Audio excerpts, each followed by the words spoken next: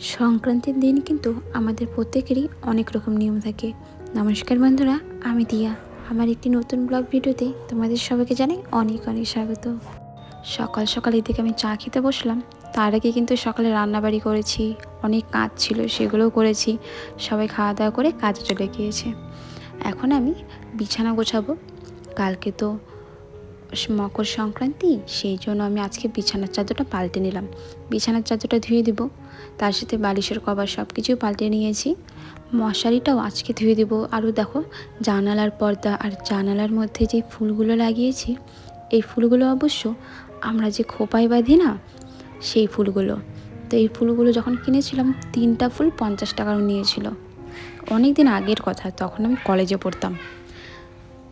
এইদিকে জামা কাপড়গুলো ধোবো, তার জন্য গরম জল করে নিচ্ছি, কারণ গরম জল ছাড়া মশারি না একদম পরিষ্কার হয় না। দোকানে গিয়ে একটা 10 টাকা দামের সার্ফ কিনে আনলাম। পাশেই তো দোকান, যখন দরকার হয় কোনো কিছু সেই দোকানে গিয়ে সাথে সাথে নিয়ে চলে আসি। এদিকে মশারিটা দেখো, গোলাপি কালারের মশারি, কিন্তু একদম কালো কালারের হয়ে গিয়েছে। এখন বেশ কিছুক্ষণ জলের মধ্যে ভিজিয়ে রাখবো। বিছানার চাদরটাও একদম কালো হয়ে গিয়েছে। ওই যে আমাদের একটা ঘর বানানো হচ্ছে, তো সেই উঠোনে অনেক বালি রয়েছে। বারবার ঘরে বাইরে করতে করতে সব জিনিস একদম কালো হয়ে যাচ্ছে। এদিকে ঘরের আরও ছোটো ছোটো অনেক জিনিস বাইরে বের করেছিলাম, কিছু সাজা গোছানোর জিনিস। এই যে ফুলটা দেখতে পারছো, এই ফুলটা 2 বছর আগে দুর্গাপূজায় কিনেছিলাম। দাম নিয়েছিল ওই 30 টাকার মতন।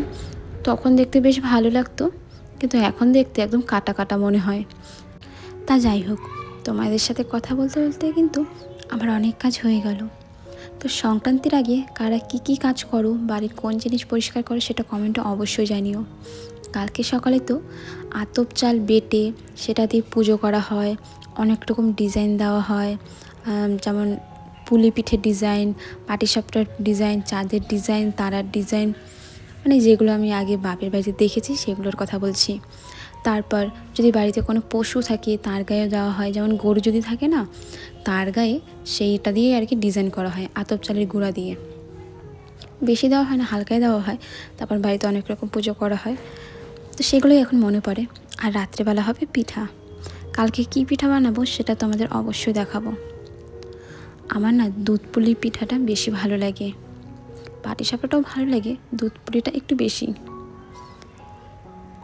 এইদিকে আজকে দুপুরবেলা একটা ডিম ভাজা করব। একটা নয়, অবশ্যই আমাদের দুজনের জন্য দুটো করব।